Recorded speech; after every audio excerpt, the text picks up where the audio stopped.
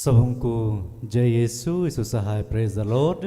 प्रार्थना परिवार फिर से आप सबों का आज की इस प्रार्थना में प्रभु यीशु मसीह के जीवित और सामर्थी नाम से हम सभी प्रार्थना परिवार के भाई बहन मिलकर साथ में हमारे अगुआ प्रभु के दास सिस्टर स्थिर, प्रभु के दास भाई राज, आप सबों का हार्दिक स्वागत करते हैं, हार्दिक अभिनंदन करते हैं।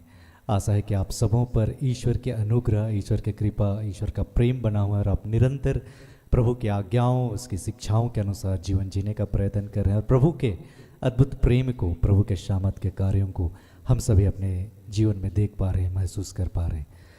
सचमुच में प्रभु की यह अद्भुत अनुग्रह है हम पर कि वह हर दिन हमें अपनी उपस्थिति में लेकर आते हैं। प्रभु ने आज के इस दिन में फिर से हमें अपने पास बुलाया, अपनी उपस्थिति में लेकर आया। तो आप सभी जहाँ कहीं भी आए, हम फिर से हर दिन की तरह आज भी एक मन होकर बड़े आनंद के साथ, बड़े उत्साह के साथ, बड़े विश्वास के साथ उस जीवित परमेश्वर की स्तुति, उसकी महिमा, उसकी प्रशंसा करें। तो आज की इस प्रार्थना में मैं हूँ भाई भूषण, मेरी दाहिने ओर है भाई सुमित है और बाईं ओर है भाई ज्योतिष। आज की इस प्रार्थना में आरंभिक प्रार्थना करेंगे भाई ज्योतिष। आराधना में अगुवाई मैं करूँगा और वचनों को मैं पढ़ूँगा।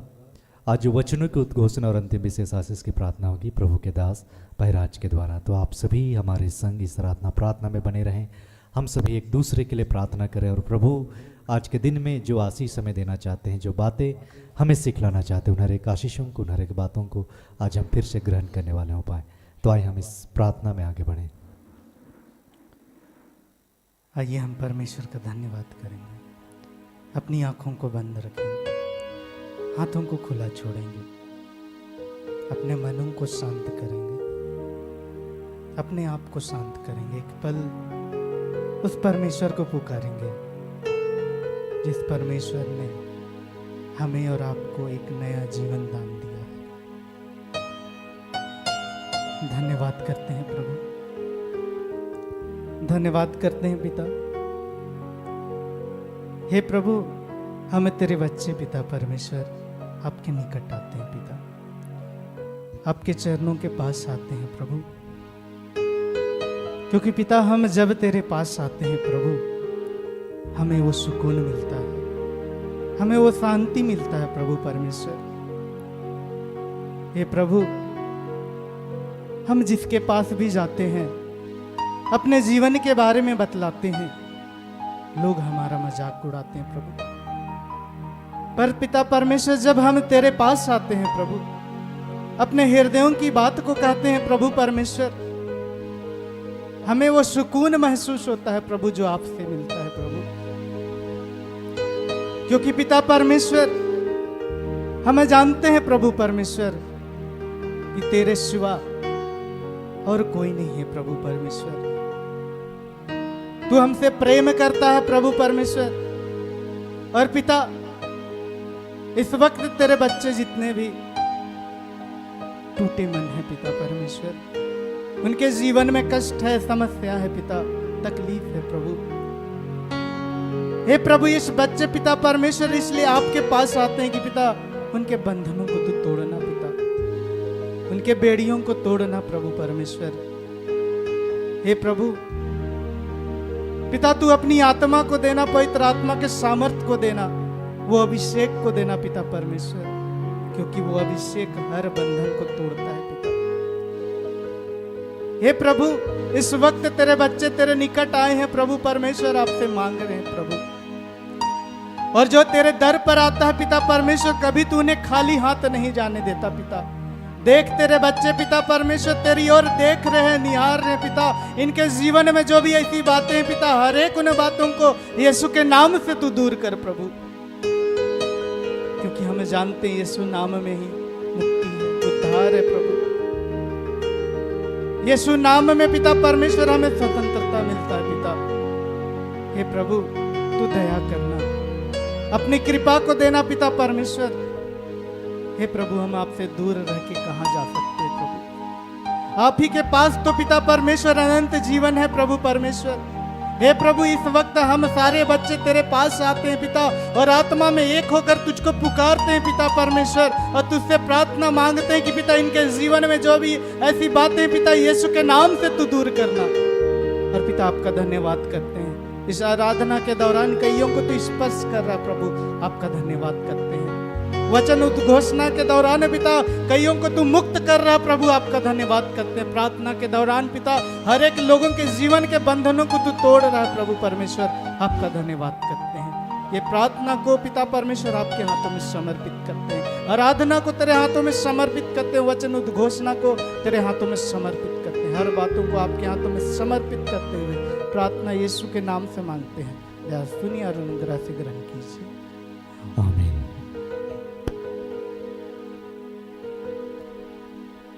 सचमुच में हम कितने धन्य हैं कि आज हम उस जीवित परमेश्वर के निकट आ पाते हैं, कि उस ईश्वर ने हमें अपने आप को प्रकट किया है, कि हम उसके प्रेम को जान पाते हैं, उसके प्रेम को महसूस कर पाते हैं।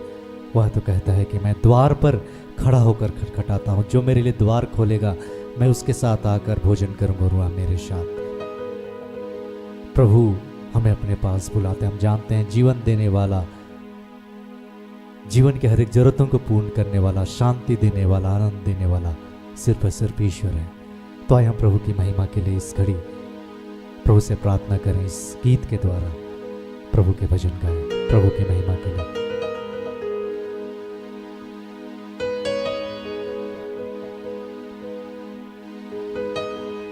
जाओगे दूर जितना,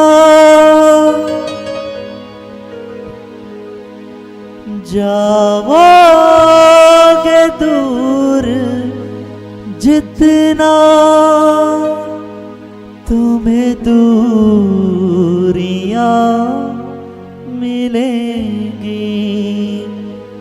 यीशु से दूर रहकर खुशियाँ कहाँ मिलेंगी।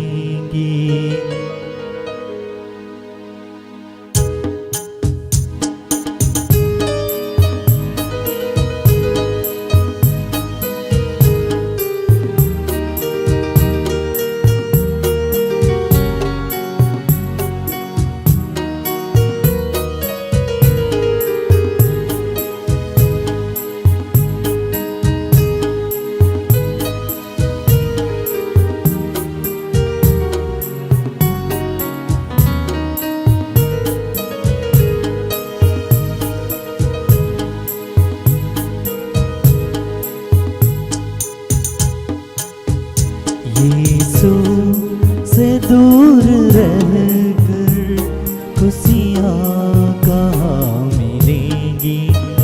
यीशु से दूर रहकर खुशियाँ कहाँ मिलेंगी। यीशु से दूर रहकर खुशियाँ कहाँ मिलेंगी। यीशु से दूर रहकर खुशियाँ कहाँ मिलेंगी। जाओगे दूर जितना, जाओगे दूर जितना, जाओगे दूर जितना, जाओगे दूर जितना, तुम्हें दूरियां मिलेंगी। यीशु से दूर रहकर खुशियाँ कहाँ मिलेंगी। यीशु से दूर रहकर खुशियाँ कहाँ मिलेंगी।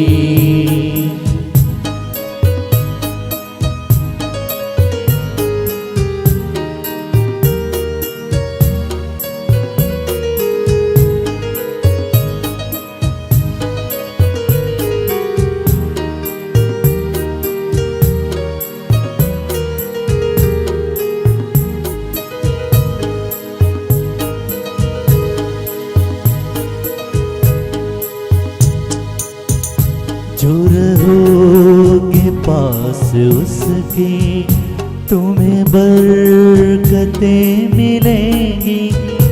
जो रहोगे पास उसके, तुम्हें बरकतें मिलेंगी। जो रहोगे पास उसके तुम्हें बरकतें मिलेंगी। जो रहोगे पास उसके तुम्हें बरकतें मिलेंगी। जाओगे दूर जितना, जाओगे दूर जितना, जाओगे दूर जितना, जाओगे दूर जितना, बस दूरियां मिलेंगी। यीशु से दूर रहकर खुशियाँ कहाँ मिलेंगी। यीशु से दूर रहकर खुशियाँ कहाँ मिलेंगी।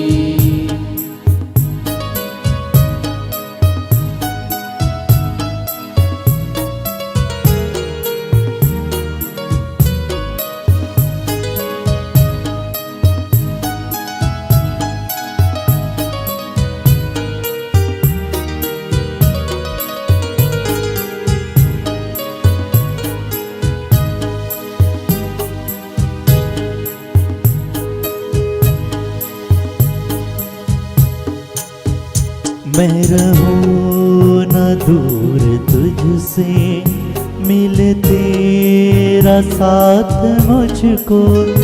मैं रहूं न दूर तुझसे, मिले तेरा साथ मुझको। मैं रहूं न दूर तुझसे, मिले तेरा साथ मुझको। मैं रहूं न दूर तुझसे, मिले तेरा साथ मुझको। पाऊं मैं साथ तेरा, पाऊं मैं साथ तेरा, पाऊं मैं साथ तेरा, पाऊं मैं साथ तेरा। जो पकड़ ले हाथ मेरा, यीशु से दूर रहकर खुशियाँ कहाँ मिलेंगी। यीशु से दूर रहकर खुशियाँ कहाँ मिलेंगी।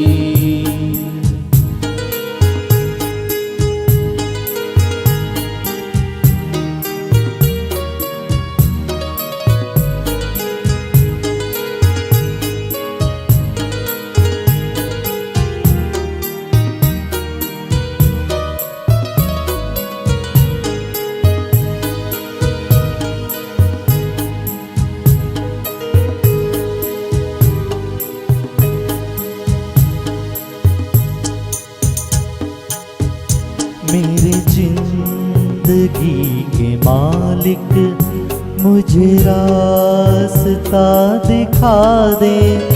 मेरी जिंदगी के मालिक, मुझे रास्ता दिखा दे। मेरे जिंदगी के मालिक, मुझे रास्ता दिखा दे। मेरे जिंदगी के मालिक, मुझे रास्ता दिखा दे। भटकूं न मैं कहीं भी, भटकूं न मैं कहीं भी, भटकूं न मैं कहीं भी, भटकूं न मैं कहीं भी। तेरी राह मुझे दिखा दे। यीशु से दूर रहकर खुशियाँ कहाँ मिलेंगी। यीशु से दूर रहकर खुशियाँ कहाँ मिलेंगी। यीशु से दूर रहकर खुशियाँ कहाँ मिलेंगी।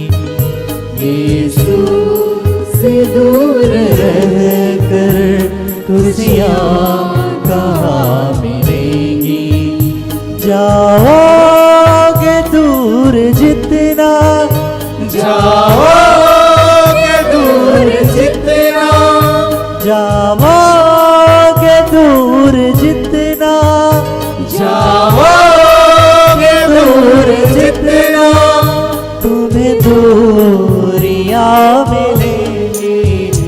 यीशु से दूर रहकर खुशियाँ कहाँ मिलेंगी। यीशु से दूर रहकर खुशियाँ कहाँ मिलेंगी। यीशु से दूर रहकर खुशियाँ कहाँ मिलेंगी। यीशु से दूर रहकर खुशियाँ कहाँ मिलेंगी। खुशियाँ कहाँ मिलेंगी। खुशियाँ कहाँ मिलेंगी।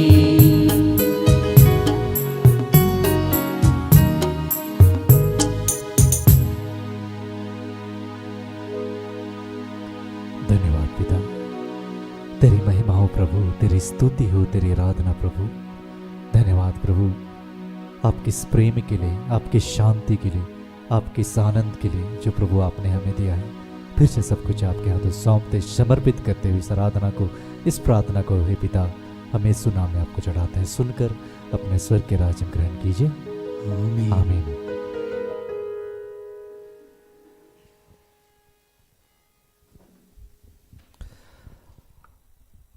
आज के लिए ठहराया गया वचन है जिसे प्रभु ने हमें अपनी बेटी, अपनी दासी, हमारी अगुआ सिस्टर एस्तर के माध्यम से हमें दिया है।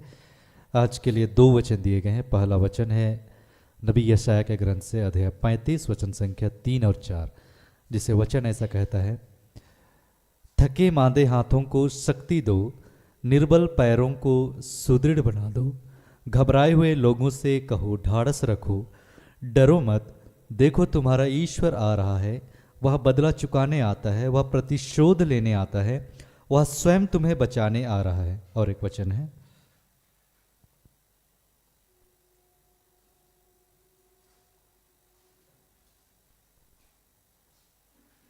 स्तोत्र ग्रंथ अध्याय 4 वचन संख्या 8, भजन संहिता में यह वचन 7 में दिया हुआ है, जो आनंद तू मुझे प्रदान करता है वह उस आनंद से गहरा है जो लोगों को अंगूर और गेहूं की अच्छी फसल से मिलता है। यहाँ तक यह प्रभु की वाणी है। ईश्वर को धन्यवाद।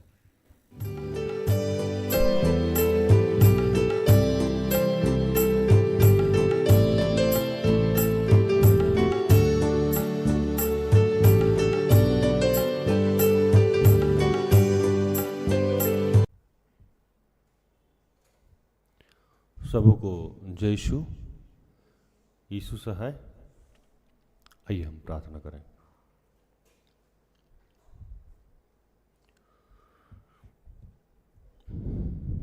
कि हे दयालु पिता, हे स्वर्ग और पृथ्वी के सृजनहार, हे हम सबके रचयिता, हम तेरा धन्यवाद करते हैं आज के सुंदर और आशीषित दिन के लिए जो तूने एक नए अध्याय के रूप में हमारे जीवन से जोड़ दिया। धन्यवाद प्रार्थना उद्धार परिवार के लिए, ऐसी जितनी संस्थाएं हैं, सेवकाई है, चर्चेज हैं, उन सब के लिए तेरा धन्यवाद करते हैं। धन्यवाद सिस्टर एस्तर के लिए और ऐसे जितने तेरे दास दासी हैं उन सब के लिए तेरा धन्यवाद करते हैं। पिता, गर्भ से लेकर अब तक तूने हम सबको संभाला, हमारी छोटी से लेकर बड़ी सारी ज़रूरतों को अपने शाही खत्ते खोल के पूर्ण किया। हम तेरा धन्यवाद करते हैं। धन्यवाद करते हैं इस वक्त जितने लोग जहाँ से देख रहे हैं, सुन रहे हैं, जहाँ तक मेरी आवाज़ जा रही है, उन तमाम लोगों के लिए, उनके परिवार के एक सदस्य के लिए, उनके जीवन में जो दुर्बलताएं हैं, जो परेशानियां हैं, जो समस्याएं हैं, उन सब के लिए तेरा धन्यवाद। और उन सब के और हम सब के जीवन में जो तूने आशीष दे रखे हैं, उन सब के लिए भी तेरा धन्यवाद करते हैं। कि पिता, गर्भ से लेकर अब तक हम सब ने जो भी ऐसा कार्य किया हो जो आपको पसंद नहीं हो, जो बारंबार किया है, उसके लिए तुझसे क्षमा चाहते हैं। अपने पुत्र यीशु के लहू से धो के शुद्ध और पवित्र कीजिए। और प्रभु, जिस उद्देश्य के तहत आज हम सबको इकट्ठा किए हैं, उस उद्देश्य को पूर्ण कीजिए। ये जो वचन है, ये जो पवित्र शास्त्र की बातें हैं, आपके आत्मा के द्वारा रचित है प्रभु, ये बिना आपके आत्मा, पिता, पुत्र, पवित्र आत्मा, आप तीनों के बगैर ये संभव नहीं है। प्रभु सुनने और सुनाने में हमारी मदद कीजिए। जो भी डिस्टर्बेंस की बातें हैं, जो भी रुकावट की बातें हैं, वो सब यीशु के नाम से समाप्त करते हैं। धन्यवाद की यह प्रार्थना प्रभु यीशु के जीवित और पवित्र नाम से मांगते हैं। दया से सुन और स्वर्ग के राज में ग्रहण कर, आमीन। आज जो वचन मिला हम लोगों को, वो 2 वचन मिला। पहला यशाया, जिसको ईशाया भी कहते हैं, और दूसरा भजन संगीता, जिसको स्तोत्र ग्रंथ भी कहते हैं। यशाया 35:3 और 4, ढीले हाथों को दृढ़ करो और थरथराते हुए घुटनों को स्थिर करो। घबराने वाले से कहो कि ह्याव बांध, मत डरो, देखो तुम्हारा परमेश्वर बदला लेने और प्रतिफल देने आ रहा है। हाँ, परमेश्वर आकर तुम्हारा उद्धार करेगा। तूने मेरे मन में उससे कहीं आनंद भर दिया जो उनको अन्य और दाख मधु से की बढ़ती से होता था।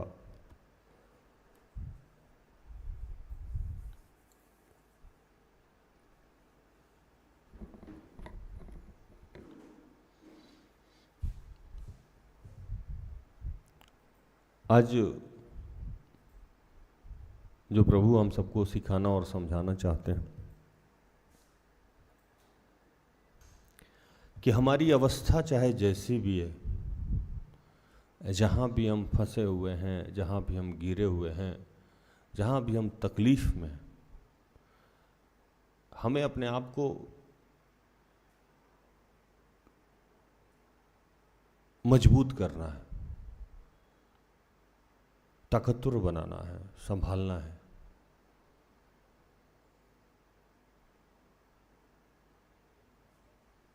इसको भी चला दीजिए।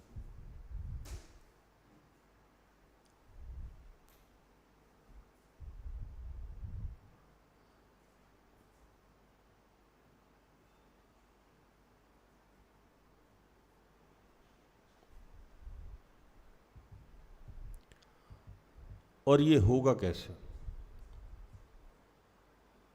लिखता है पहला वचन कि ढीले हाथों को दृढ़ करो, थरथराते हुए घुटनों को स्थिर करो।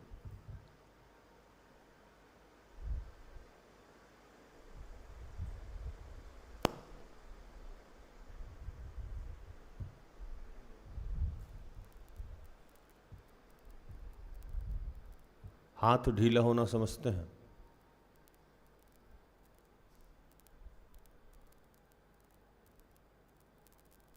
ये मेरा हाथ है दोनों, और ये ढीला है। ढीला है मतलब नीचे है, यूं लटक रहा है।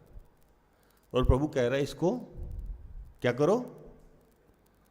ढीले हाथों को दृढ़ करो। दृढ़ करने का मतलब कि हाथ को उठाना, ऐसे या ऐसे। मूसा का हाथ ढीला होकर गिर जा रहा था, तो उसके साथ जो लोग खड़ा था उसको क्या कर रहा था? उठा के खड़ा कर दे रहा था। और जब तक मूसा का हाथ ऊपर रहता था वो युद्ध जीत रहा था। एक स्थिति ऐसी आई कि मूसा का हाथ कांपने लगा। हम लोग भी कई बार जब प्रार्थना में बैठते हैं और लंबे समय तक हाथ को ऊपर करते हैं तो हाथ दर्द होने लगता है, दुखने लगता है, और बाद में इसमें कंपन होने लगती है और हाथ गिर जाता है। होता है ना ऐसा? तो प्रभु कह रहे हैं कि आपकी अवस्था मैं जानता हूं कि बुरा है, आप समस्या में हो, कठिनाई में हो, तकलीफ में हो, लेकिन आपके पास जो विकल्प दिया गया है वो सिर्फ यही विकल्प है। दूसरा कोई विकल्प आपके पास है नहीं। ये आज सब विश्वासियों को एक बात समझ लेना चाहिए कि हम लोग साधारण लोग नहीं हैं। We are not common people, normal people. हम लोग नॉर्मल लोग नहीं हैं। जिस दिन इस बात को हम लोग समझ लेंगे, हमारे जीवन की मैक्सिमम समस्या तो ऐसे ही समाप्त हो जाएगी। वी आर सेलेक्टेड पीपुल, हम लोग चुने हुए लोग हैं। और जब हम लोग चुने हुए हैं तो हमारा काम करने का तरीका, हमारा जीने का तरीका सब डिफरेंट होगा, और समस्याओं से निकलने का भी तरीका डिफरेंट होगा। हालेलुया। आप नॉर्मल तरीका ढूंढ रहे हो, मतलब आपका जो पड़ोसी जैसे समस्या से निकल गया, आप भी सोच रहे हैं कि आप वैसे समस्या से निकल जाएगा, आपको निकलने ही नहीं देगा। नाक रगड़ के रख लीजिए। बगल में कोई आदमी घूस देकर नौकरी ले लिया, मिल जाएगा उसको, आप घूस देखिए आपका पैसा डूब जाएगा और आपकी नौकरी नहीं होगी, होने ही नहीं देगा वो। उसी डॉक्टर से कोई और आदमी जाके चंगा हो गया और आप जाइएगा तो आपको डॉक्टर के माध्यम से चंगाई नहीं देने देगा। वही लड़का जो किसी और लड़की पे जान निछावर कर रहा है, आप जैसे जाइएगा आपसे इरिटेट होकर बात करने लगेगा। वही लड़की जो किसी और लड़के के साथ बहुत तमीज से बात कर रही है, आपके साथ बदतमीजी करने लगी। ये सारा कुछ होगा ही होगा। क्यों? तो प्रभु आपके हाथ को मजबूत करने के लिए कह रहा है, और आप मजबूत नहीं करके बाकी सारा काम करने पर तुले हुए। घुटने को स्थिर करना, थरथराती हुई घुटने को स्थिर करना, कहता है कि थरथराते हुए घुटने को स्थिर करना। घुटना हमारा कहां थरथराता है? जब हम लोग घुटने पे आके प्रार्थना करते हैं, कांपने लगता है। ये स्थिर कैसे होगा? जब इसकी प्रैक्टिस बार बार होगी, मतलब आज 5 मिनट खड़े रहें, कल 10 मिनट खड़े रहें, 15 मिनट खड़े रहें, तो धीरे धीरे एक ऐसा समय आएगा कि आप लंबे समय तक प्रार्थना में रहिएगा, लेकिन आपका घुटना हिलेगा नहीं हिलेगा। तो जब दोनों काम होगा, पहला हाथ को दृढ़ करना और दूसरा घुटने को स्थिर करना, मतलब प्रार्थना में लंबे समय बैठना, तो क्या होगा आपके जीवन में कि सीधे प्रभु कह रहा है, जैसे ही आप करिएगा तो आपको एक नई एनर्जी, एक नया आनंद मिलेगा। वो क्या आनंद होगा? लिखता है, तूने मेरे मन को उससे कहीं अधिक आनंद से भर दिया जो उनको अन्न और दाख मधु की बढ़ती से होता था। आपका घुटना जैसे स्थिर होगा, आपका हाथ जैसे दृढ़ होगा, तो ऐसी आनंद और ऐसी शक्ति आपको मिल जाएगी जो कि अन्य मतलब फूड, अनाज और दाख मधु, ये सब किस चीज को दर्शाता है? अन्न और दाख मधु आपके भोजन, खाना पीना, सामग्री, समृद्धि, रुपया, दौलत, इस सब को दर्शाता है। तो जो सुख इनसे मिलता है, जो आनंद इनसे मिलता है, इन सब से बड़ा आनंद आपको मिलने लगेगा प्रभु की संगति में बैठ के। हालेलुया। इनसे अधिक आनंद आपको जब घुटना को स्थिर कीजिएगा, जब हाथ को दृढ़ कीजिएगा, तो आपको मिलने लगेगा। और होगा क्या? तब आप क्या करिएगा कि तब घबराने वाले से कहो कि हियाव बांधो, मत डरो। तो आपके जीवन को प्रभु इतना आशीषित और अनुग्रहित कर देगा, इतना आनंद से भर देगा कि दूसरा डरा हुआ लोग है, जो दूसरा सहमा हुआ लोग है, उनसे कहिएगा कि मत डरिए, मेरे जीवन की समस्या ऐसे समाप्त हुई थी, आपके भी जीवन की समस्या ऐसे समाप्त हो जाएगी। और ये समस्या समाप्त कैसे होगी? तो नीचे का लाइन लिखता है, हां देखो तुम्हारा परमेश्वर बदला लेने और प्रतिफल देने आ रहा है। हां, परमेश्वर आके तुम्हारा उद्धार करेगा। आप दूसरों को भी समझाने वाले हो जाइएगा कि भैया देखो, ऐसी ऐसी बात मेरे साथ हुई, मेरे जीवन में ये समस्या हुई, ऐसे मेरे जीवन में घटना घटी, मैं घुटने को स्थिर किया, मैंने अपने हाथों को दृढ़ किया, प्रभु हमारे जीवन को आनंद से भर दिया। वैसा आनंद, वैसी खुशी जो कभी छीनी नहीं जा सकती। तो लोगों को भी आप बताइएगा। लोग पूछेगा ऐसा कैसे हो सकता है? तो प्रभु आएगा और आपका उद्धार करेगा, वही आपके जीवन में बदला लेगा, वही आपके जीवन में चमत्कार करेगा। आपको कुछ करने की जरूरत नहीं होगी। तो ये सारी बातें आपके साथ घटेगी ही घटेगी। आपके पास कोई विकल्प ही नहीं है। जितने लोग आज इस प्रार्थना सभा से जुड़े हुए हैं, मैं उनको बताऊं, और भविष्य में जितने लोग इस प्रोग्राम को देखेंगे, मैं उनसे भी बात कर रहा हूं आज, कि आप गलत विकल्प का चुनाव करने में लगे हुए हैं। और इस वजह से प्रभु एक वचन कहता है,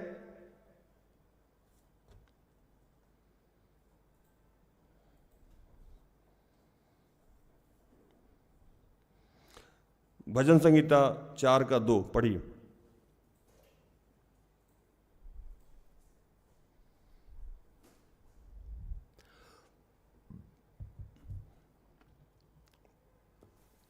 ध्यान से इस वचन को पढ़िएगा, समझिएगा आप लोग।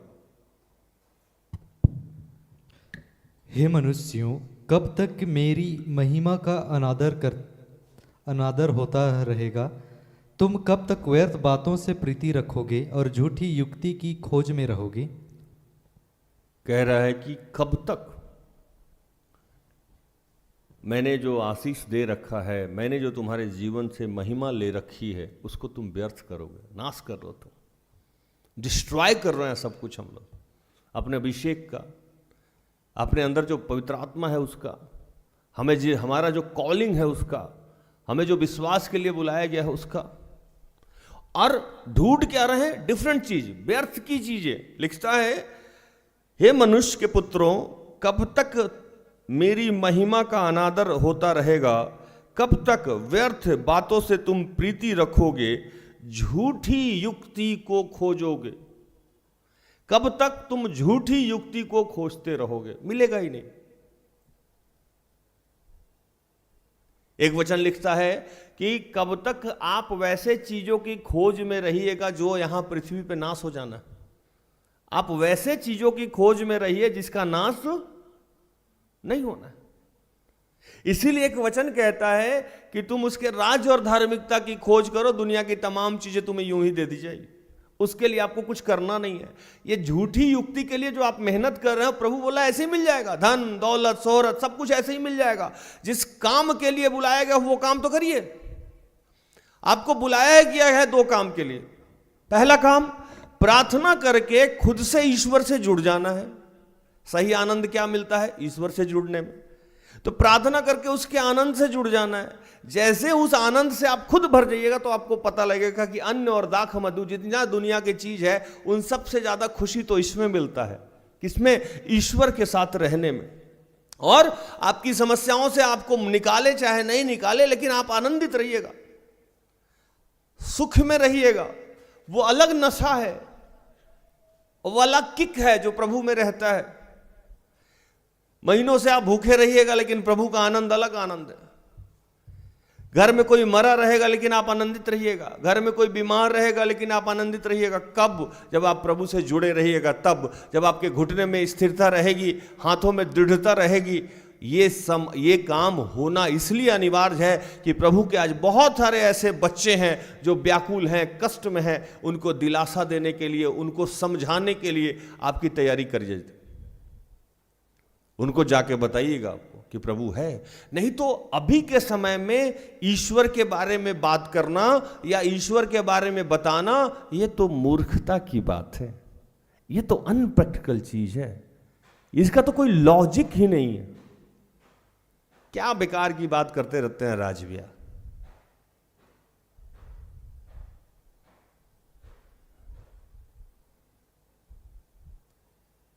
कहीं एक शायरी सुन रहा था।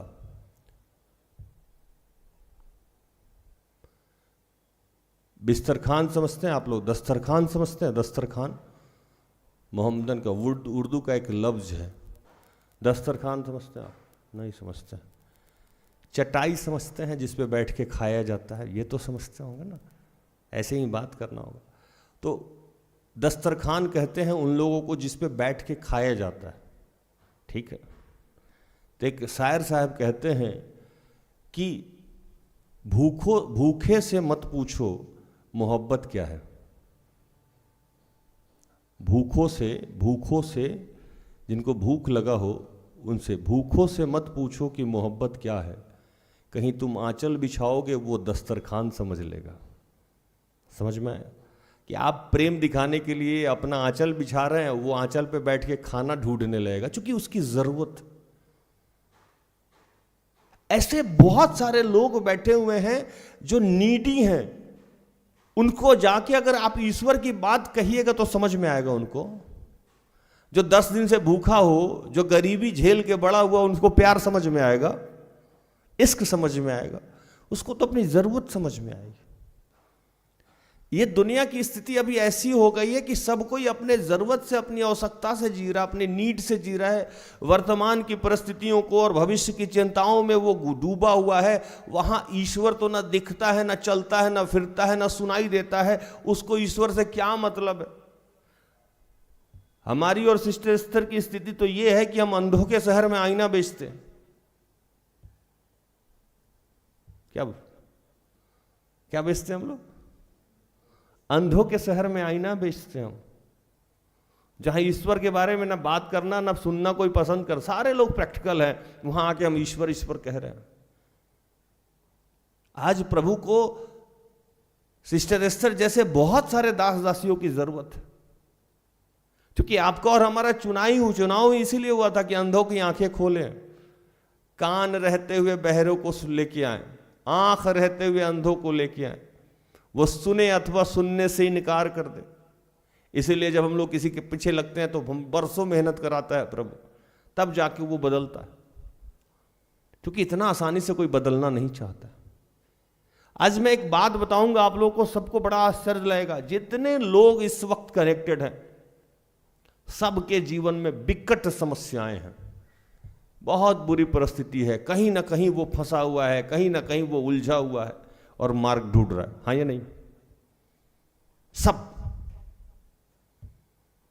और मैं आज आपको बता के जाऊं कि आपके पास मार्ग है ही नहीं, ढूंढना ही बंद कर दो, मार्ग ही नहीं मिलेगा आपको।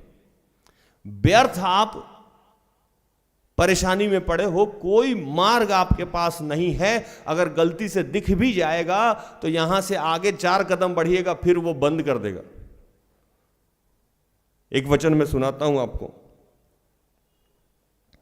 उसी का 3 भजन संगीता स्तोत्र ग्रंथ 4 का 3।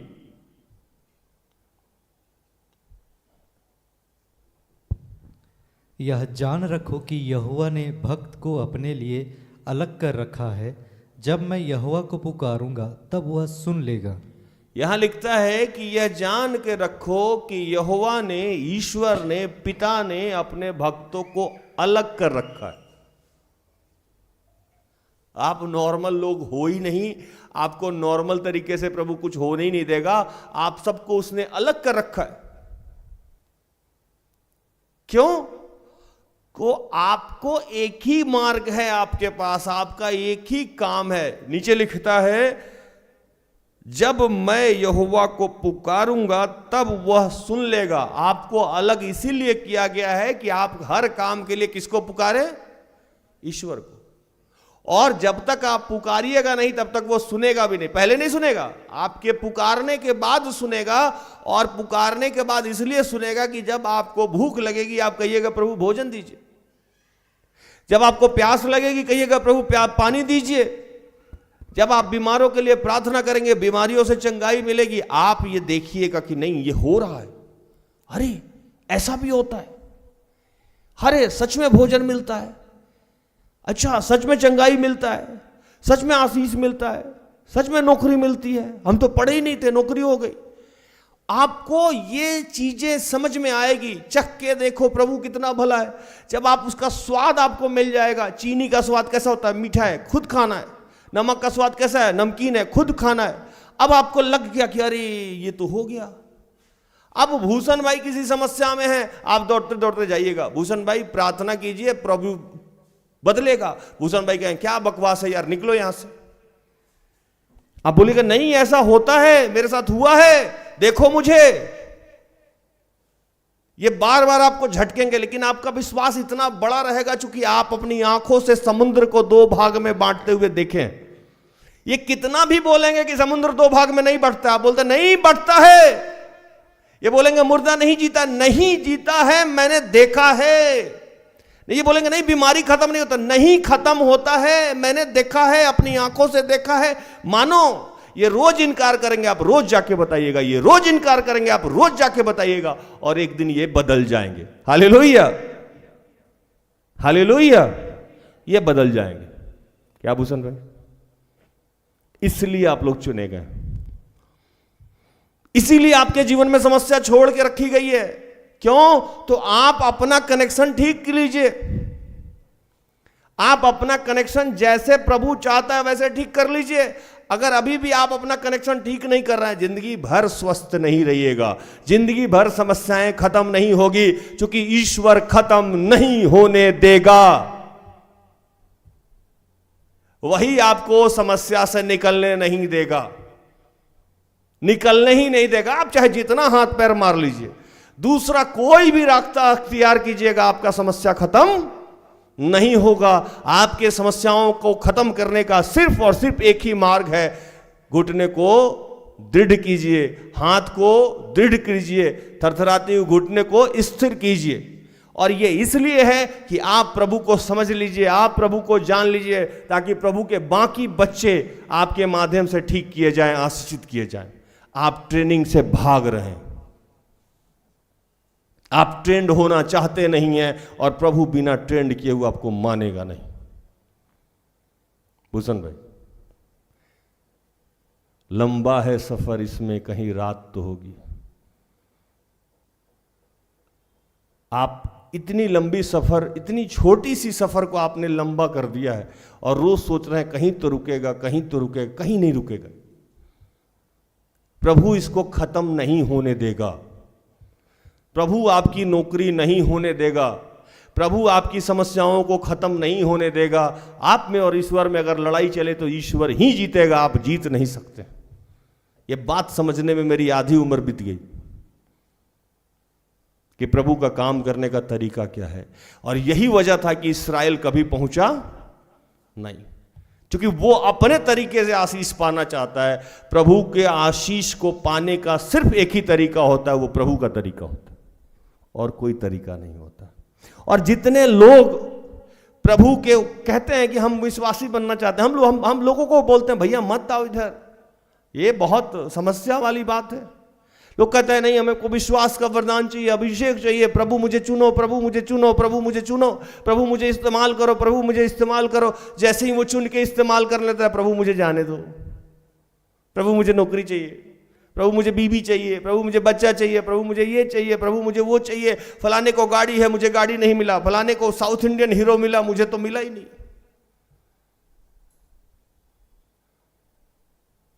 और गलती से प्रभु दे भी दिया तो उसी में उलझ के कई बार मैं ये सोचता हूं कि प्रभु आजकल एक दिन बोला कि मुझे लगता है कि इसको ना नौकरी देके मैंने गलती कर दी, इसकी शादी करा के मैंने गलती कर दी, इसको बच्चा देके मैंने गलती किया।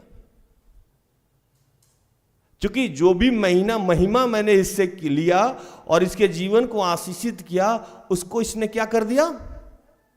व्यर्थ कर दिया। हालेलुया, व्यर्थ कर दिया। लिखता है कि हे मनुष्य के पुत्रों, 2 डालो 4 का 2, हे मनुष्य के पुत्रों कब तक मेरी महिमा का अनादर होता रहेगा। अब आपके जॉब हो गए और आप प्रभु को छोड़ के आपके जॉब के माध्यम मैं कई बार सुनील भाई को या बाकी लोगों को कहता हूं, आपको नौकरी इसीलिए दिया गया है कि उस नौकरी के माध्यम से प्रभु दूसरे के जीवन को बदलना चाहता है। अब आपको जैसे ही नौकरी मिला, आप सोचते मेरा तो हो गया, हम निकल लेते हैं। प्रभु आपको निकलने नहीं देगा। आपके जीवन में तो वैसी समस्या आएगी जैसे आप सोच नहीं सकते। सिस्टर एस्तर को वचन का सुनने का दान मिला, मुझे व्याख्या का दान मिला। हम दोनों सोचे कि हमारा तो हो गया प्रभु, बाय। अब इस अभिषेक का, इस दान का सिर्फ हम ही लोग इस्तेमाल करेंगे अपने बीबी बाल बच्चों के लिए। प्रभु क्या करेगा मेरा और उनका, है ना। भूषण भाई को बजाने का दान मिला। भूषण भाई सोचे कि हम बजाएंगे, छोटी सुनेगी और आराधा ये अंजल ताली बजाएगी, हम लोग अपने ही घर में रहेंगे। क्या होगा भूषण भाई? आपका खत्म हो जाएगा। इसी तरीका से जिसको नौकरी मिला है, अगर आप अभी नहीं समझे तो याद रखिएगा, बहुत सारी समस्याएं चल के आ रही है जो दिख रहा है। शादी हो गया, नहीं प्रभु की महिमा के लिए इस्तेमाल हो रहा है, याद रखिए। बच्चा पहला उठा क्यों मांग लिया गया? इसीलिए मांग दिया गया था। प्रभु ने कहा पहला उठा को समर्पित करो, ये मेरा है, मैं इस्तेमाल करूंगा, लेकिन आप उसको छोड़ ही नहीं रहो, समस्या में पड़ोगे। और इसी को जो समस्याएं आपके इर्द गिर्द घूम रही है, मैंने दोनों बात कही, कुछ लोग आशीषित होकर भी समस्या में हैं। क्यों? तो अपने आशीष का सही उपयोग नहीं कर रहे हैं, उसके आशीष, उसकी महिमा को व्यर्थ कर रहे हैं और झूठी युक्ति में लग गए, झूठी खोज और आशीष चाहिए और इधर उधर की बातों में लग गए, सोशल समाज फलाना ठिकाना में लग गए, झूठी युक्ति के खोज में लग गए। जो आज का वचन, क्योंकि आपको आशीषित ही किया गया था प्रभु के लिए, लेकिन आपने युक्ति बदल दी, महिमा को व्यर्थ कर दिया, आशीष को व्यर्थ कर दिया, अब झूठी युक्ति में बाकी चीजों में लगे हुए। दूसरा कि अगर आपके जीवन में समस्याएं हैं तो जिसको आशीष मिला उसके जीवन में भी समस्या आ रही है और जिसको नहीं मिला उसके भी जीवन में समस्या आ रही है। समस्या इसलिए है कि आप टर्न नहीं हो रहे हो। पहला तो आशीष मिलने के पहले भी आप टर्न नहीं हो रहे हो, दूसरा आशीष मिलने के बाद भी आप यू टर्न मार के दूसरे मार्ग पे चले गए। तो दोनों को प्रभु समस्या में छोड़ के रखा है, और जिसको क्या कहते हैं बाइबल की भाषा में, ताड़ना। क्या कहते हैं उसको? ताड़ना। जो अपने अभिषेक, जो अपने कॉलिंग को नहीं समझा, उसको प्रभु छोड़ेगा ही नहीं छोड़ेगा। लिखता है एक जगह, इब्रानियों को जब आप पढ़िएगा, इब्रानियों 12 का 1 पढ़िएगा कि इस कारण जबकि गवाहों का ऐसा बड़ा बादल हमको घेरे हुआ है, तो आओ हर एक रोकने वाली वस्तु और उलझाने वाले पाप को दूर कर वह दौड़ जिसमें हमें दौड़ना है, धीरज से दौड़े। आपके लिए एक अलग दौड़ है जिसमें आपको दौड़ना है। बाकी किसी भी दौड़ में आप दौड़ रहे हैं तो आप पाप में अपने आप को उलझा रहे हैं भूषण भाई। और इस दौड़ में, जिस दौड़ में लिखता है कि जिस दौड़ में दौड़ने के लिए आप आए हैं, उसमें भी आपको धीरज से दौड़ना है, हड़बड़ा के नहीं दौड़ना है। और इस दौड़ के अलावा एक ट्रैक देखें आप लोग कभी दौड़ने गए हैं तो आपके लिए एक ट्रैक बनाया जाता है, 1 2 3 4। अब जो 1 को 1 के ट्रैक में दौड़ना है, 2 को 2 के ट्रैक में दौड़ना है, 3 को 3 के ट्रैक में, वो अपना ट्रैक छोड़ के नहीं जाएगा, या बना हुआ एरिया से बाहर जाएगा तो डिस्क्वालीफाई हो जाएगा। समझते हैं इस बात को आप, है ना? तो बोला कि जिस दौड़ में दौड़ने के लिए आप आए हैं उस दौड़ में दौड़िए, नहीं तो बाकी कहीं भी जाइएगा तो आप उलझ जाइएगा, फंस जाइएगा और डिस्क्वालीफाई हो जाइएगा। और बाद में कहिएगा प्रभु क्यों ऐसा हो रहा है? भैया आपने अपना ट्रैक छोड़ दिया, खुद ही आपने अपना ट्रैक छोड़ दिया और कह रहे हैं कि मैं सफल क्यों नहीं हो रहा हूं। नहीं हो सकते। प्रभु एक वचन में लिखता है कि तुम्हें जो अंधेरे में सुनाया जाता है, गुप्त में सुनाया जाता है, उसको तुमको उजाला में जाकर सुनाना है। सुने, पढ़े, ये वचन है। तुम्हें जो अंधेरे में सुनाया जाए, गुप्त में सुनाया जाए, उसको तुम जाके उजाले में और सरेआम सबको समझाओ। इसका मतलब क्या होता है? गुप्त और अंधेरा कहां होता है? जब हम अकेले में प्रभु से गुफ्तगू करते हैं, प्रार्थना करते हैं।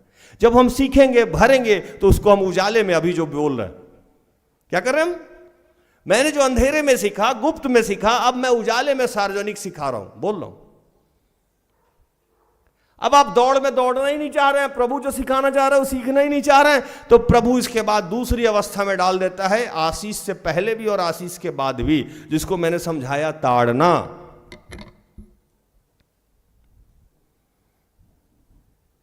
जिसको मैंने क्या समझाया? ताड़ना। लिखता है बाइबल, इब्रानियों 12 का 10 पढ़िए।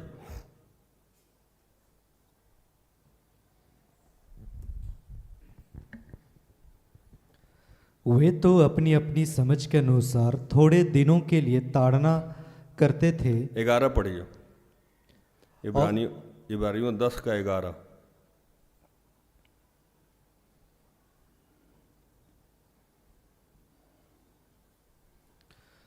और हर सुनिए, एक सुनिए, याजक सुनिए सुनिए सुनिए सुनिए इब्रानियों 12 का 11 पढ़िए। किस बाइबल से पढ़ रहा?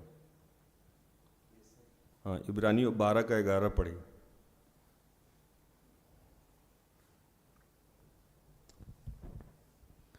और वर्तमान में हर प्रकार की ताड़ना आनंद की नहीं पर शोक के ही की बात दिखाई पड़ती है, तो भी जो उसको सहते सहते पक्के हो गए हैं बाद में उन्हें चैन के साथ धार्मिकता का प्रतिफल मिलता है।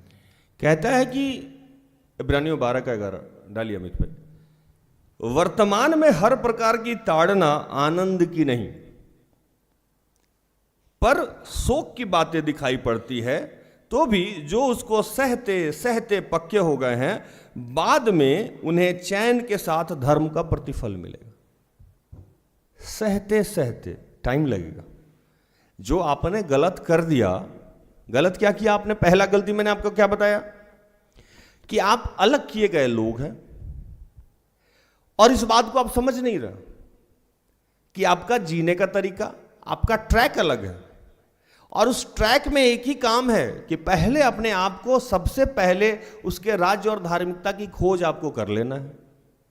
चलो, तो इसके खोज में सबसे पहले आपको घुटना को मजबूत करना है, हाथ को दृढ़ करना है, मतलब प्रार्थना से अपने आप को जोड़ना है, प्रभु की शिक्षा और आज्ञाओं से अपने आप को जोड़ना है। ये जोड़ना इसलिए है कि जैसे ही आप जुड़ जाइएगा आप फ्री हो जाइएगा, स्वतंत्र हो जाइएगा। तुम सत्य को जानोगे और सत्य तुम्हें स्वतंत्र कर देगा। जैसे ही आप स्वतंत्र हो जाइएगा तो आपको लगेगा कि दुनिया की बाकी दुनियावी बातें, अन्य है, दाख मधु है या जो भी डिफरेंट चीज है, ये इतनी खुशी नहीं देती है जितना प्रभु का साथ हमें आनंद देता है। इस आप आनंद से खुद भर गए। जब इस आनंद से आप खुद भर गए तो आप लोगों को जाके बता रहे हैं दुखी मत होइए, परेशान नहीं होइए, आपका पलटा लेने और आपका उद्धार करने ईश्वर आएगा, ऐसा ऐसा कर लीजिए, इसमें कोई पैसा लगता नहीं है। प्रार्थना करने में पैसा लगता है, प्रभु की संगति करने में पैसा लगता है नहीं।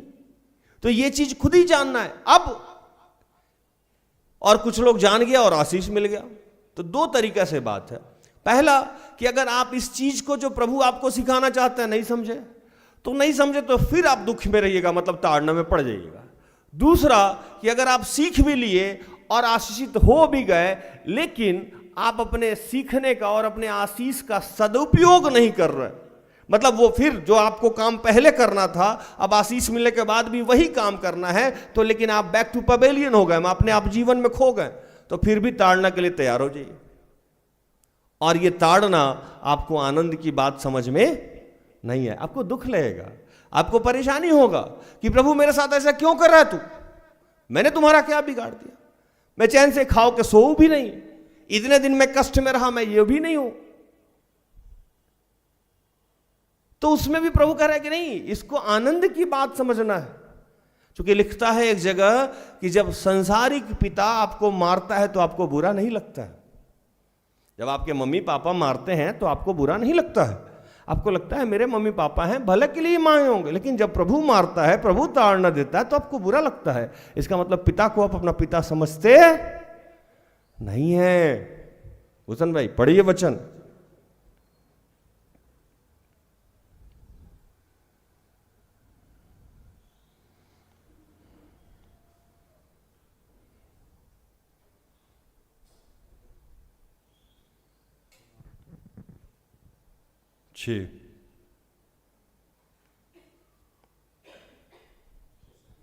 छः 7 8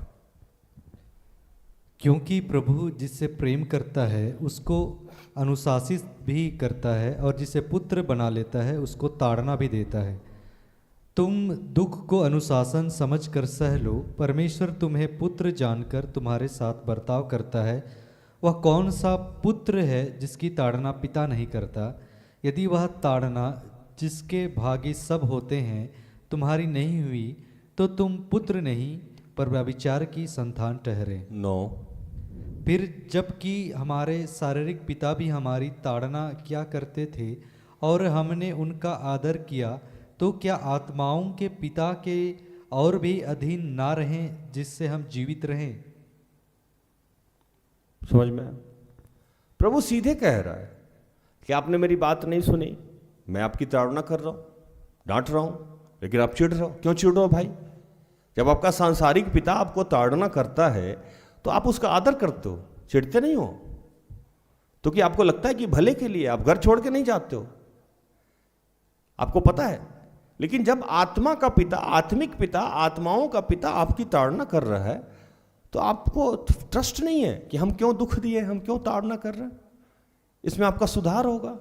तो आप सुधरने के बजाय उल्टा हमसे भिड़े हुए हो, और आप सुधरने के बजाय उल्टा आप उस मार्ग पे जा रहे हो जिस मार्ग से वापस लाने के लिए मैंने आपको ताड़ना दिया था। बताइए, मतलब यहां फिर प्रभु कह रहा है कि आप तो मेरे से ज्यादा सांसारिक पिता का इंपॉर्टेंस दे दिए, मेरे से ज्यादा तो सांसारिक पिता पे ट्रस्ट कर रहे हो, मेरे से ज्यादा तो सांसारिक मां बहन पे ट्रस्ट कर रहे हो। उसको एटीएम कार्ड है इसलिए कि वो आपकी जरूरत पड़ा पूरा कर रहा है तो पीट भी रहा है तब भी सही है। लेकिन हम आपको डांट दिए, हम आपके जीवन में दुख दे दिए ताकि आप सुधर जाओ, तो आप सबसे पहले मेरा ही त्याग कर दोगे। भूषण भाई, कब तक मेरी महिमा को तुम ठुकराते रहोगे? कब तक व्यर्थ की बातों की युक्ति करते रहोगे? और इसी के ठीक बाद एक वचन आपको मिलेगा कि कहता है कि वर्तमान में हर प्रकार की ताड़ना आनंद की नहीं पर शोक की बात दिखाई देती है, तो भी जो उसको सहते सहते पक्के हो गए बाद में उनके चैन के साथ धर्म का प्रतिफल मिलता है। 12 इसलिए ढीले हाथों और निर्मल घुटना को सीधा करो। मतलब आप अगर दुख में भी हैं, तकलीफ में भी हैं, ताड़ना में भी हैं, तो आपको इसके माध्यम से आशीष मिलना है। कैसे? सहते सहते आपको अंत में प्रतिफल मिलेगा। तो इस बीच में आपको करना क्या है? फिर से वही बात, ढीले हाथों को टाइट करना है, दृढ़ बनाना है, और वो घुटना जो आपका निर्बल हो गया है, दुर्बल हो गया, उसको स्थिर करना है। इसमें भी दूसरा कोई विकल्प आपको नहीं बताया गया। और इस समय की अवस्था ऐसी होगी आपको कि आपको हर आदमी की बात बुरी लगेगी। जो भी आपसे जो कहेगा उसको आपको बुरा ही लगना है। लोग तो कहेगा, लोगों की तो स्थिति बहुत बुरी है यहां। लोग तो ज्ञान देने में पीछे हटेंगे नहीं, लेकिन आपको सब चीज गलत लगेगा, सब चीज बुरा लगेगा, सब चीज लगेगा कि नहीं यार ये सही नहीं है, ये उचित नहीं है। क्योंकि आपने अपने आप को पड़ोसी से मैच कर रखा है जो प्रभु में नहीं है। आप अपने फ्रेंड से, आप अपने ऐसे ऐसे लोगों से अपने आप को मैच कर रहे हो जिसको प्रभु में चुना नहीं गया है। आप अलग किए गए लोग हो। आप शायद भूल जाते हो कि प्रभु ने कहा है कि मैं आया ही इसलिए हूं कि मम्मी को पापा से अलग करूं, पापा को मम्मी से अलग करूं, भाई को बहन से अलग करूं, बहन को भाई से अलग करूं। लेकिन आपको जीना उसकी तरह है और आशीष आपको प्रभु से चाहिए। तो जब आपके जीवन में प्रभु भटकाव देख रहा है कि भैया ये अलग किए गए लोग हैं, फिर भी अलग तरीका से नहीं जी रहे हैं, और सबसे बड़ा काम है कि मेरे साथ ही नहीं जुड़ रहे हैं, तो मेरे बारे में जानेंगे कैसे? अगर आपको मुझसे कुछ सीखना है, अगर आपको मुझसे कुछ जानना है, तो आपको मेरे पास बैठना होगा। इसीलिए मैं कहता हूं कि फोन पे नहीं, सामने आके बैठिए। जब भी लोग मुझसे बात करता है, मैंने कहा फोन पे कैसे बात होगी आपसे, आइए ना मिलके बैठ के बात करते हैं। फोन पे सारी बातें नहीं हो सकती। बैठ मेरे पास तुझे देखता रहूं, तू कुछ कहे ना मैं कुछ कहूं। गाना सुने आप लोग? आदमी अगर एक दूसरे के सामने बैठा हो तो बहुत सारी बातें तो आंखों ही आंखों में हो जाती। आंखों में आंखों सिर्फ लड़का लड़की की बात नहीं होती है, आंखों में ही आंखों में बहुत सारी बातें हो जाती है। आदमी एक दूसरे का बॉडी लैंग्वेज देखता है, एक दूसरे का भावना एक दूसरे से कनेक्ट होता है, जज्बात बह के निकलते हैं, एक दूसरे से आदान प्रदान होता है। बिना कुछ कहे भी बहुत कुछ हम लोग एक दूसरे से साथ कह जाते हैं। प्रभु के साथ बैठना बहुत जरूरी है। आज बच्चे अपने माँ बाप के पास नहीं बैठते हैं, बूढ़ा हो गया है ना, क्या बैठना है यार, चिकिर चिकिर चिकिर चिकिर। माँ बाप सोचता है काश मेरे बच्चे मेरे पास कुछ देर बैठते। जरूरी नहीं है कि आप कुछ बोलिए ही, जरूरी नहीं कुछ करिए ही, जरूरी नहीं पैर दबाइए, कुछ देर बैठ तो जाइए। आज पति पत्नी एक दूसरे के साथ बैठते नहीं है, समय नहीं है, बैठ तो जाइए, बिना बोले बैठ जाइए, अच्छा फील होता है। प्रभु भी यही आदत आप में डालना चाहता है कि बैठ तो जाओ मेरे पास, थोड़ा देर शांत तो हो जाओ। क्यों भाग रहे हो, कहां भाग रहे हो? जब सब कुछ मुझे ही देना है तो मेरे ही पास क्यों नहीं बैठ रहे हो? ये जो दुख में हो, ये जो विपत्ति में हो, इसका तुम मार्ग कहीं और ढूंढ रहे हो, मिलेगा ही नहीं। क्योंकि भेजा मैंने है। ये ताड़ना, ये दुख, ये विपत्ति, ये नौकरी नहीं होना, ये विवाह नहीं होना, ये निसंतानता, ये गरीबी, ये अन्य तरीका की समस्याएं मैंने ही आपको दे रखी है। और मेरा इससे सिर्फ एक ही मकसद है कि आप मेरे से जुड़े। तो आप उल्टा मेरे से जुड़ने पे बाकी सारा रास्ता ढूंढ रहे हैं। क्या मतलब है इसका यार? मिलेगा ही नहीं, कभी नहीं मिलेगा। मार्ग, सत्य और जीवन मैं हूं। बिना मेरे हुए कोई पिता के पास नहीं जाता। बिना यीशु के आपको कुछ मिलेगा ही नहीं, बिना ईश्वर के आपको कुछ मिलेगा नहीं, बिना पवित्र आत्मा के आपको कुछ मिलेगा नहीं। आप जानते जरूर हो, लेकिन सारा दिनचर्या में ऐसे काम कर रहे हो जैसे इसकी कोई उपस्थिति नहीं है। आप भागे जा रहे हो, आप गैर विश्वासी की तरफ भाग रहे हो, और आशीष चाहिए विश्वासी वाला। मुझे आज तक ये बात समझ में नहीं आती है कि तरीका बदल दीजिएगा, रास्ता बदल दीजिएगा और मंजिल वही चाहिएगा। कैसे संभव है भूषण? अगर मंजिल प्रभु वाला चाहिए तो रास्ता भी तो प्रभु का इख्तियार करना होगा आपको ना। आशीष सब आपको प्रभु से चाहिए, लेकिन रास्ता आप सारा गैर विश्वासी वाला इस्तेमाल किए हुए।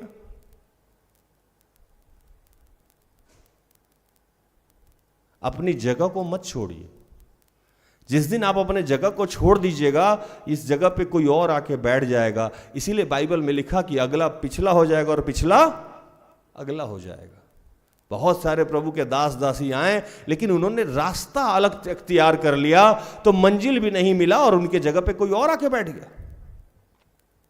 उत्पत्ति ग्रंथ को आजकल ज्योतिष भाई और भूषण भाई बड़ा समझाएं आपको, 2 लाइन मैं भी उसके बारे में बोल के जाऊं। इसहाक को बच्चा नहीं हो रहा था, और इसहाक के पहले उसके पिताजी को भी बच्चा नहीं हो रहा था। क्या नाम था उनके पिताजी का? अरे क्या नाम था इसहाक के पिताजी का? अब्राहम। उसको भी बच्चा नहीं हो रहा था। बड़ी मुश्किल से तो इसहाक हुआ। फिर उसी कंडीशन में प्रभु ने इसहाक को डाल दिया। हो गया ना प्रभु, एक ही परिवार को कितना सताओगे, है ना? इतना मुश्किल से तो नौकरी मिला, लेकिन पानी का समस्या नहीं जा रहा है। कुछ ना कुछ गड़बड़ तो होता ही रहता है मेरे फैमिली में। कब प्रभु मुक्त करोगे? सही है कि नहीं? अब्राहम निसंतान था, पता लगा इसहाक भी निसंतान। बाइबल को जब पढ़िएगा कि अब्राहम के जमाने में भी अकाल पड़ा और इसहाक के समय में भी अकाल पड़ा। क्या प्रभु एक ही घर को पकड़ के रखे हो तुम? यही घर मिला था तुमको ताड़ना देने के लिए। इसहाक क्या किया? 40 साल की उम्र में शादी किया। आज तो लोग थोड़ा थोड़ा 30-32 के बाद मेरा तो ये हो गया, मेरा तो वो हो गया।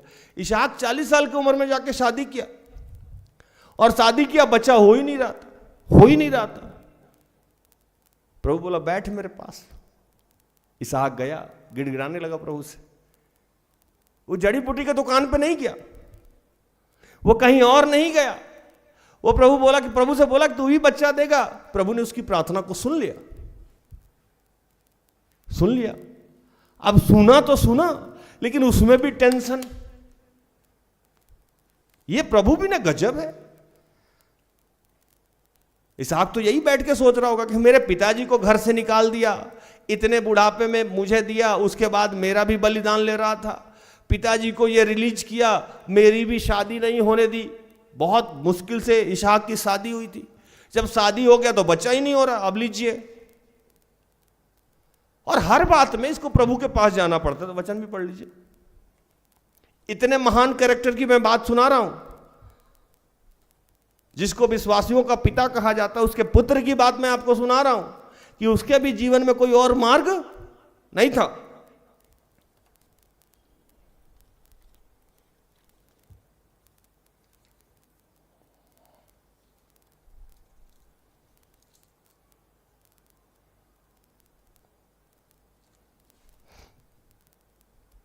पढ़िए उत्पत्ति ग्रंथ 25 का 21।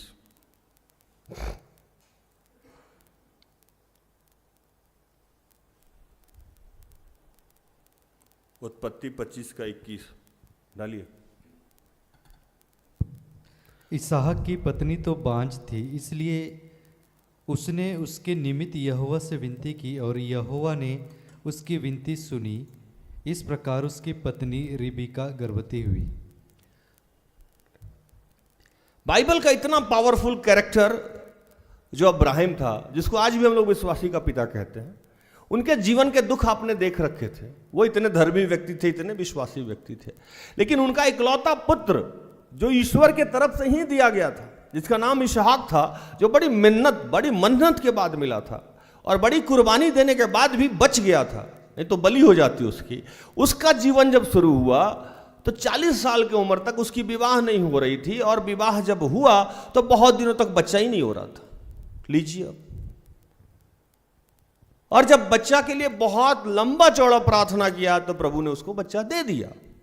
लेकिन जब बच्चा दिया, अब समस्या क्या है कि दोनों बच्चा गर्भ में ही मारा मारी कर रहे हैं। अब फिर बैठा प्रभु के पास, प्रभु क्या चाहते हो तुम मेरे जीवन से? क्यों नहीं मुझे छोड़ रहे हो? मैं ही मिला हूं तुमको एक। यह हर आदमी का सवाल है आज। मेरे ही साथ क्यों प्रभु? मैंने क्या बिगाड़ा है? उसका तो यह हो गया, मेरा तो होता ही नहीं है। उसको तो तुम बड़ा प्यार करते हो, उसका तो तुमने पहले दे दिया, मेरा तो हुआ ही नहीं। उसकी नौकरी हो गई प्रभु, उसका बच्चा हो गया प्रभु, उसकी बीमारी पहले चली जाती है, उसकी समस्याओं का समाधान पहले हो जाता है। जब मेरी बारी आती है तुम फंसा देते हो पिता, मुझे ही क्यों?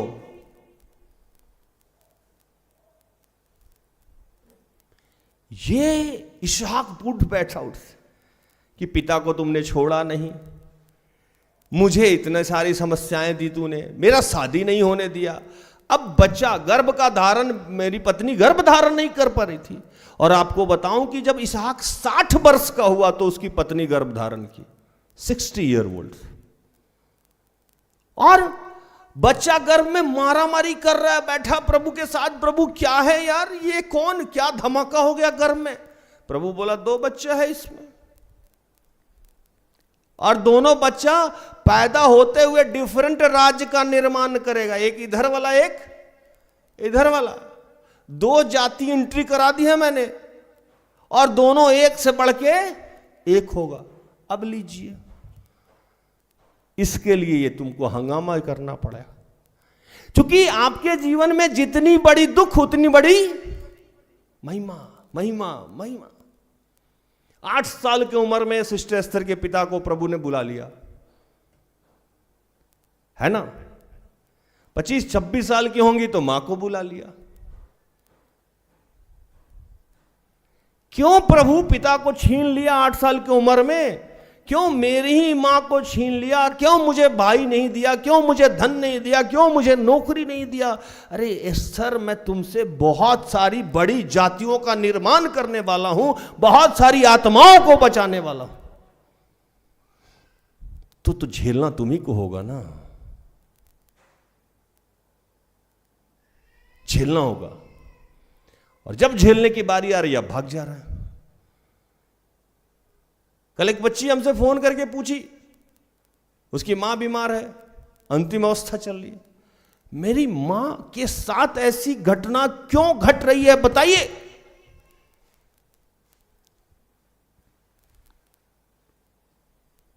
मैंने कहा एक बात बताओ बच्चा, यीशु क्रूस पे लटके हुए थे, जिनकी जो काम थी पूरा कर चुके थे, गरीबी सह चुके थे, बीमारी सह चुके थे, बदनामी सह चुके थे, लाचारी सह चुके थे, 39 कोड़ा पड़ चुका था, भाला बर्छी अंदर जा चुका था, खून रक्त सारा बह चुका था, प्राण अभी भी निकल नहीं रहा था। अरे क्या था, जो पहला भाला पड़ता उसी समय प्राण निकल जाता। क्रूसित हैं, लटके हुए हैं, प्राण त्याग ही नहीं पा रहे, निकल ही नहीं पा रहे, होल्ड पे डाले हुए हैं। अरे पिता, कितना कष्ट भोगना है, अभी दर्द हो रहा है, निकाल दो प्राण यार, खत्म करो किस्सा। हो गया ना, जिस काम के लिए भेजे थे कर दिया ना मैंने, अभी भी लटका के होल्ड पे क्यों डाल के रखे हो? दर्द हो रहा है, हे पिता तूने मुझे क्यों छोड़ दिया? मुंह से निकल गया उनके, धड़ से मुंह से निकल गया उनके। अचानक यीशु जो शरीर धारण किए हुए व्याकुल होकर निकल गया। आज हम सबके मन में निकलता है, पिता क्यों छोड़ दिया मुझे, मेरे ही साथ ऐसा क्यों, अब कितना और कितना, कब तक? यीशु के मुंह से निकल गया। आप तो फिर भी यीशु नहीं है, आपको तो कष्ट होगा ही होगा। टाइम फैक्टर है।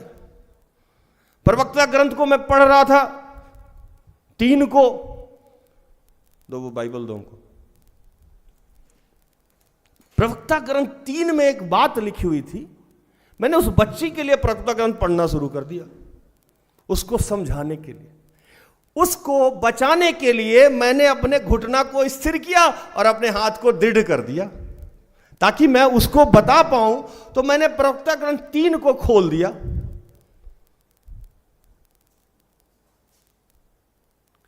अब प्रवक्ता ग्रंथ 3 में क्या लिखता है सो देखिए। लिखता है 22, ये डाल नहीं पाएंगे, सॉफ्टवेयर में नहीं है। ना तो अपनी बुद्धि के परे की बातों को समझने का प्रयत्न करो, प्रवक्ता ग्रंथ 3 का 22। ना तो अपने बुद्धि के परे की बातों को समझने का प्रयत्न करो, ना गूढ़ रहस्यों का अनुसंधान करो, जो आदेश तुम्हें मिला है उन पर विचार करो और रहस्यमय बातों के फेरों में मत पड़ो।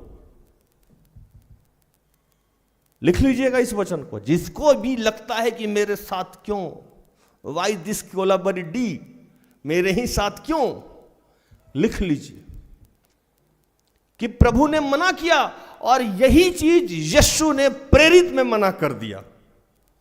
प्रेरित खोलो। प्रेरित में यही चीज प्रभु से जब पूछा गया तो उन्होंने भी मना कर दिया। मैंने आपको प्रवक्ता में बताया, अब मैं प्रेरित से बताऊं आपको।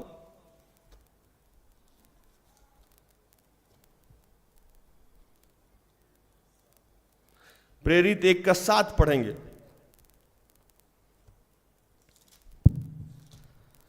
उसने उनसे कहा, उन मनुष्यों, उन समयों या कालों को जानना जिनको पिता ने अपने ही अधिकार में रखा है तुम्हारा काम नहीं है। मैंने उस बच्चा को कहा कि आपके जीवन में ये क्यों घट रहा है हम लोग नहीं बता सकते हैं, ईश्वर ये बात हमको जाहिर नहीं कर रहा है। आपकी माता जी के मरने का प्रकाशन है, आज 10 दिन 10 मिनट, आधा घंटा, 1 घंटा में वो चली जाएंगी, लेकिन ये ऐसा क्यों हो रहा है इसका कोई प्रकाशन हम लोगों को मिल नहीं रहा है। और कृपया इस बात को समझने का प्रयास आप नहीं कीजिए, समझिएगा तो आप उलझ जाइएगा। प्रवक्ता ग्रंथ 3 में लिखता है, जैसे मैंने पढ़ा, 3 का 23 पढ़ रहा हूं। गुप्त रहस्यों को अपनी आंखों से देखने की तुम्हारी कोई आवश्यकता नहीं है। गुप्त रहस्यों को अपनी आंखों से देखने की तुम्हारी कोई आवश्यकता नहीं है। उल्टा फेरे में पड़ जाइएगा, समस्या में पड़ जाइएगा। अचानक यीशु एक दिन पहाड़ पे गए और मूसा और एलिया दोनों बात करने लगा इनसे। चेला दूर खड़ा था, है ना। गुप्त रहस्य दिख रहा था, आंख से गलती से दिख गया, टेंशन में आ गया। जैसे ही यीशु आए, बोले घर बनवा दे 3 तुम्हारे लिए, है ना। यीशु बोले गजब हो यार, हम किस फेरे में लगे हैं, तुम किस फेरे में लगे हो। नहीं समझ में आएगा। आज भी मुझे सिस्टर एस्तर की बहुत सारी बातें समझ में नहीं आती है, मैं नहीं समझना चाहता हूं, और जो मेरे जूनियर हैं उनको मेरी भी बातें समझ में नहीं आएगी कि मैं कब क्या करता हूं, क्योंकि मुझे खुद ही पता नहीं है कि मैं कब क्या करता हूं, तो आपको कैसे बता दूंगा दोस्त, क्योंकि मैं अलग किया हुआ हूं। हालेलुया। मैं क्या हूं? अलग किया गया हूं। आप कौन हो? अलग किया गया। आपका अलग किया ही है प्रभु अपने लिए। आपको अपनी आप को प्रभु से जोड़ देना है और छोड़ देना है। हालेलुया। अमित भाई, आपको प्रभु से अपने आप को जोड़ देना है और छोड़ देना है ना? हमारे यहां एक गाना था, तोहरे भरोसे बानी क्रिया खियाला, चाहे जियादा चाहे मुआदा। जो करना है प्रभु कर लीजिए, कसम खा ली है कि बाप आप ही के भरोसे रहना है, जो मर्जी है सो कर लीजिए, मारना है मारिए, जिलाना है जिलाइए। प्रभु, मैंने इसहाक के बारे में बताया, मैंने अब्राहम के बारे में बताया कि उन लोगों के जीवन में भी ताड़ना थी, दुख था, उसके पीछे प्रभु का कोई बहुत बड़ा उद्देश्य था। उससे ज्यादा धर्मी तो आप नहीं हो सकते हैं, उससे ज्यादा विश्वासी तो आप हो नहीं सकते हैं, उससे ज्यादा आप प्रभु के नियमों को मानने वाले नहीं हो सकते हैं। और मैंने आज यीशु के बारे में बताया कि यीशु को भी दर्द हो रहा था, यीशु को भी कष्ट हो रहा था, लेकिन वो टाइमिंग जीवन बदलने का, वो टाइमिंग रोनी भाई नौकरी लगने का सिर्फ वही जानता है। वो टाइमिंग मेरी के सुत बंधन होने का प्रभु जानता था। और इस बीच में आपके जीवन में जो हो रहा है उसको ताड़ना समझना बंद कर दीजिए, क्योंकि वर्तमान की सारी ताड़नाएं आपको दुख की लगेगी, आनंद की नहीं लगेगी। लेकिन जो इसको सहते सहते पक्का हो गया है उसको अंत में आशीष मिलेगा। इसलिए ढीले हाथों को दृढ़ करो, स्थिर, कांपते हुए घुटने को स्थिर करो। हालेलुया। तो प्रभु इन सारे वचनों से आप सबको और मुझे भी आशीषित करे। आमीन। आइए हम आखिरी प्रार्थना में जाएं।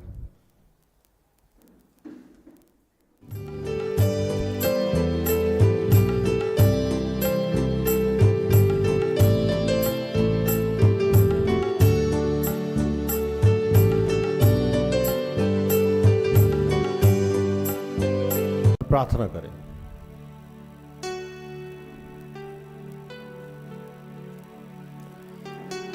प्रभु, दिल से तेरा धन्यवाद कि तूने मुझे इन भीड़ से अलग किया। प्रभु, इस प्यार के लिए, इस अनुग्रह के लिए, इस मेरे चुनाव के लिए हम तेरा धन्यवाद करते हैं।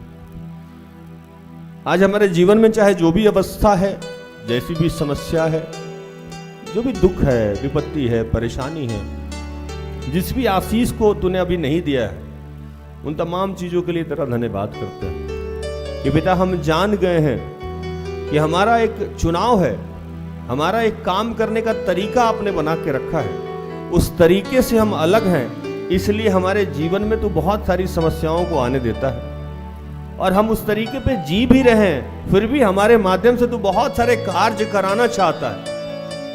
इसलिए तूने ये सारी अवस्था मेरे जीवन की डाल के रखी है। प्रभु, ये प्यार है तेरा, ये चुनाव है तेरा, ये अनुग्रह है तेरा कि तूने इन सब को छोड़ के मुझे चुना है। प्रभु, प्रभु ऐसा तूने मेरे अंदर क्या देख लिया पिता, क्या देख लिया पिता ऐसा कि ये अनुग्रह हम पे किया है। प्रभु, तूने मुझे ही चुना है प्रभु, अपने बच्चों का, अपने बच्चों की समस्याओं के समाधान के लिए, इस प्यार के लिए, इस करुणा के लिए, इस विश्वास के लिए हम तेरा धन्यवाद करते हैं। पिता, तेरा धन्यवाद करते हैं। तूने मुझ में क्या देखा प्रभु कि मुझसे इतना प्यार करता।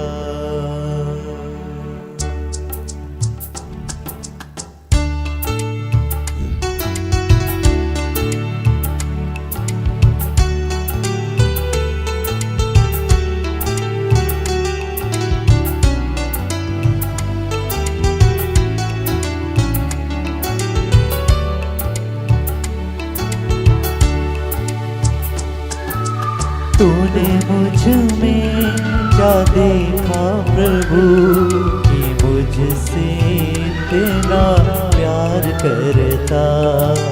तूने मुझ में क्या देखा प्रभु कि मुझसे इतना प्यार करता। मैं तो जग में हूँ खोया प्रभु, तू इतना मुझको याद करता। मैं तो जग में हूँ खोया प्रभु, तू इतना मुझको याद करता।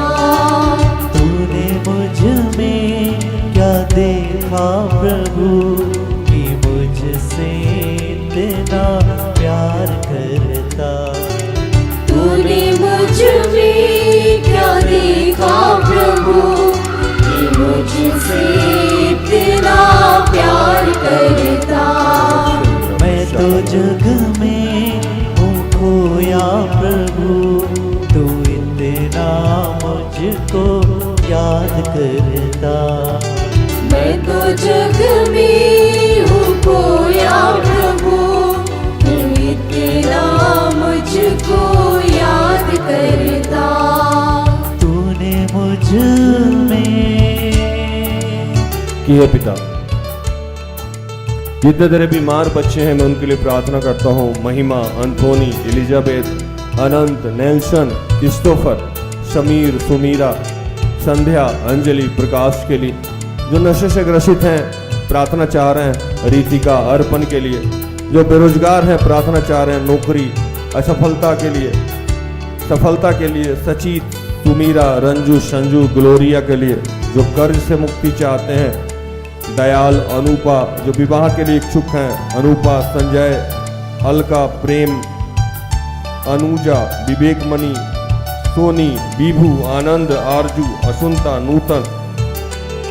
प्रभु मैं तेरी बेटी मैक्सिमा के लिए प्रार्थना करता हूं और तेरा धन्यवाद करता हूं कि तूने आज उन्हें मुक्त कर दिया। प्रभु धन्यवाद करता हूं इस परिवार को, इस शोकित परिवार को शोक से तूने मुक्त कर दिया, कष्ट से मुक्त कर दिया। धन्यवाद करता हूं ऐसे जितने बीमार लोग हैं प्रभु। बेरनादत के लिए मैं प्रार्थना करता हूं।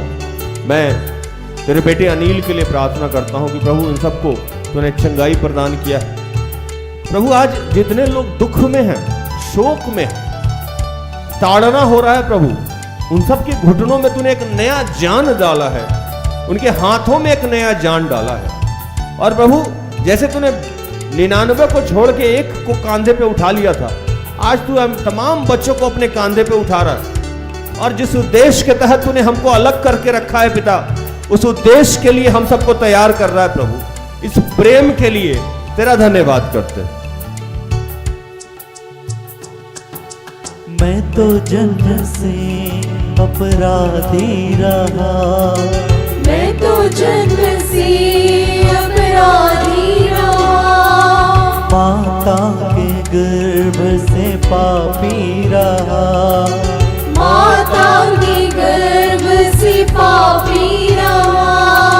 चाहता मन कह चलता रहा, चाहता मन कहीं चलता रहा। दुनिया को दिल में संजोता रहा, दुनिया को दिल में संजोता रहा।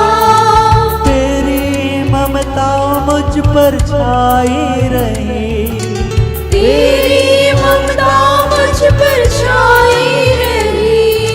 तेरी कृपा मुझको घेरे रही, तेरी कृपा मुझको घेरे रही। तूने मुझ में क्या देखा प्रभु कि मुझसे इतना प्यार करता।